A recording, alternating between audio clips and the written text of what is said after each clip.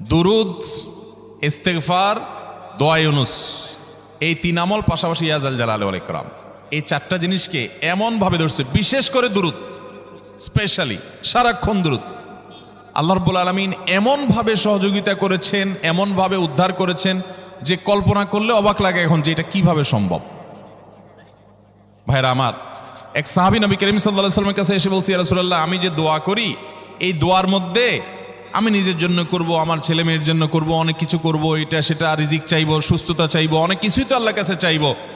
আপনি তো আল্লাহর রাসূল, আপনার জন্য দোয়া করলে আমাদেরই লাভ, একবার দোয়া করলে আল্লাহ 10 বার রহমত নাজিল করবেন, তো আপনার জন্য আমার দোয়ার ভিতরে কত পার্সেন্ট রাখবো?